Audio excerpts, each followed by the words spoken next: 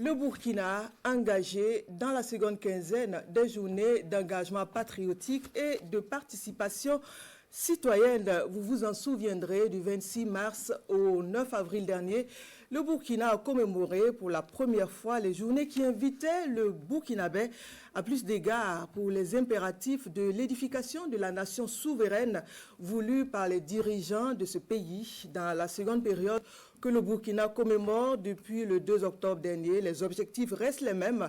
Dans le dossier qui va suivre, nos reporters s'intéressent aux aspects des enjeux des journées et pour le Burkina et pour les citoyens burkinabés. Karim Bikenga.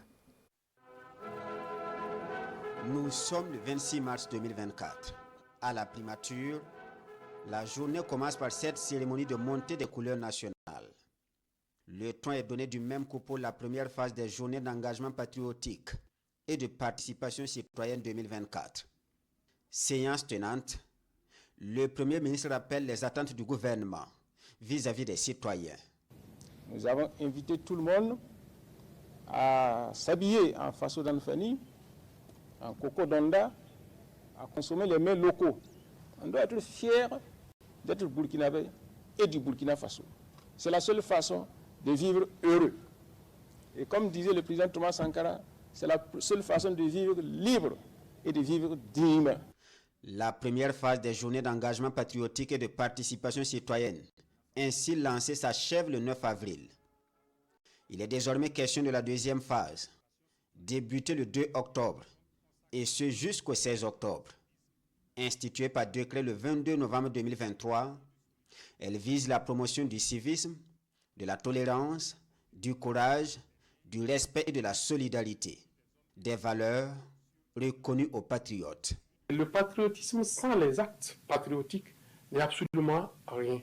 Donc ces journées ont d'abord été décrétées pour appeler l'ensemble des Burkinabés à célébrer leur patriotisme à travers des actes et à travers des exemples d'actes patriotiques. Ces journées ont été aussi instituées, bien entendu, pour poser les fondements de la nation burkinabé et pour créer les conditions d'une paix durable, de la cohésion sociale et du vivre ensemble. Ces deuxièmes journées d'engagement patriotique et de participation citoyenne interviennent dans un contexte particulier. Un contexte marqué par un projet de déstabilisation du Burkina Faso, orchestré par les ennemis de la nation. Ces traîtres, le président du Faso, le capitaine Ibrahim Traoré, les décrit sans ambiguïté dans son message de lancement, repris par les membres du gouvernement.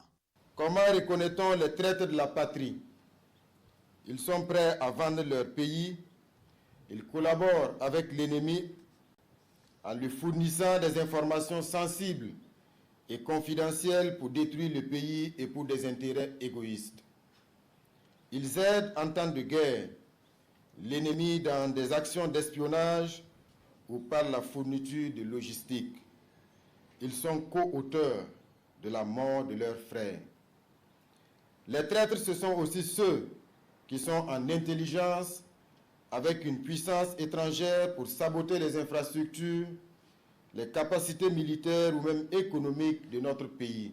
Et le chef de l'État d'ajouter, je cite, « Chaque Burkinabé doit être vigilant et s'engager à bannir la traîtrise dans ses actes quotidiens. Pour notre nation, désormais la trahison sera l'acte criminel le plus grave, comme cela se passe dans les États qui veulent réellement assumer leur souveraineté. » Fin de citation.